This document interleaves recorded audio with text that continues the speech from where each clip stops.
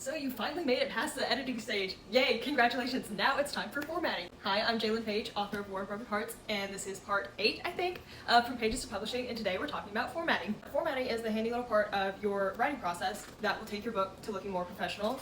Having like a title page here in the front, inserting a map if you're a fancy author and have something similar like this, and then designing chapter headers and how everything looks on page. There are lots of different ways you can go about formatting. Some people hire someone to do the formatting for themselves. However, I just paid for a program and did it all on my own. I went with Atticus, and Atticus is just something you download on your computer. You pay a one-time payment, I think it was about $150, and now it's yours forever. So I'm actually going to take you through my formatting and show you the entire screen of Atticus so you can get a good idea. I think it was pretty easy to learn from as a beginner. The only downside was it was very slow loading, but I also have a fat book that is 165k words on there, so that could have been the problem where it took forever to load too. So this right here is Atticus. It has this little dog icon up here at the top, and you can upload. I recommend uploading your book rather than typing in Atticus. It makes it so much easier where you can just click upload and then you'll drag and drop your file from your Google Doc or whatever it is, and then you can put in all the information down here. So then it will load everything over here, and it shows you all your chapters, everything on the side, your title pages, your copyrights, your dedication, your map, anything that you want to put in the front or back matter. Another quick thing I recommend is doing a proofread of it on Atticus here, because there are some parts where something may not upload correctly and you'll have a couple different spaces like between the paragraphs or just something that looks odd like that. So if you go through your proofread and fix it on this website, then that's best for however it's going to look whenever you actually upload it to like Barnes & Noble or Amazon. If you go down to the right hand corner at the bottom, there's a little preview button you can click, and then it will take you over here and you can choose what you want to preview it as, which I am going to preview it as print. So over here I have 2 title pages because that's generally what you find in regular books, and the only bad part is my title pages, they look the exact same, so I really don't need 2 of them, whereas like some books you'll look in and the title pages, the text is a little bit more fancy or it has a picture or something on that. Atticus is very limited when it comes to design work and trying to make it look fancy like that. However, it's very beginner friendly. So then I have my copyrights page, and it will generate something similar to a copyright for you like this. You go down to these 3 little dots right here, there are copyright templates that you can choose from. There's preset layouts, a title page, chapters, putting in full page images, like there's a bunch you can do. Which the full page image is how I got my map in there, but you will have to split your map in half if you want it to go across both pages like mine did. So I split that image directly in half and then put one full page image on this page and then another on another page. You can choose margins or full bleed. Full bleed is where it goes all the way to the end of the page. There is no space up here at the top or bottom or side, and I originally really wanted to do that, but I found it hard to work with Atticus on here because it cut off the bottom border of my map. It was very hard to get it perfectly on there, and you could not see the city in the very center of my map where the pages folded in together, so I went with margins on that. And then down here at the bottom of your back matter, you're going to want to put an epilogue, acknowledgements about the author, maybe anything else that you want to put in there, but those are the basics that I threw in. It will automatically give you a table of contents, but you do not have to have this in your print book. I only have mine in the ebook, so I have included ebook only.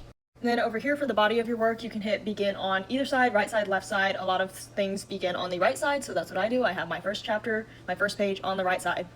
And once you're done kind of putting in all of your content here, you will go up here to this button over here that says formatting, and it has a bunch of different pre-designed templates that you can use, or you can create your own. So this is what I did. So I clicked over here in the edit button of the template I made for my War of Broken Hearts series that I will continue using this formatting thing for the rest of the series because I want my book series to look uniform. I want the word count, like the words and everything, to look the same throughout the series. So then you have all these handy little things that you can format with. It chooses font, spacing, size, where it's at.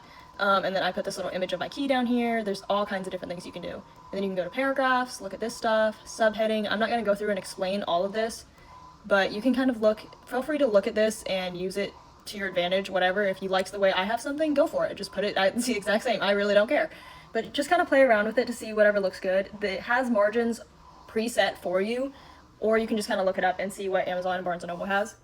Because the main thing is the margins that you need to worry about, because I uploaded my book onto Amazon based on certain margins that were exactly the limit to Amazon. So it should have worked, but when I put it in Amazon, it showed like a red line and was like, this is an error, this isn't going to work. So I had to go back and reformat it to make the margins a little bit bigger so you could, see my words whenever you're reading the book. So just pay attention to margins, but like I said, you might want to leave it on the preset things it has because it set it to like a standard of what Amazon and Barnes & Noble uses. And what size you want. There's headers, footers, and then trim sizes, as it shows down here. You can choose a trim size that's supported by KDP, Ingram Spark, stuff like that.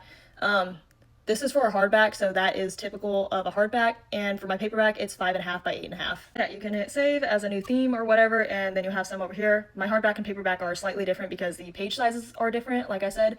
So hardback's a bit bigger. And you'll just be able to go over here and hit export PDF or export to EPUB. For that, it'll take you to something just like this. And what I usually do is sometimes it's like this, and I put show cover page separately because that's how it's going to be. Your book's going to be like that. You're going to open it to the title page and see it just like that.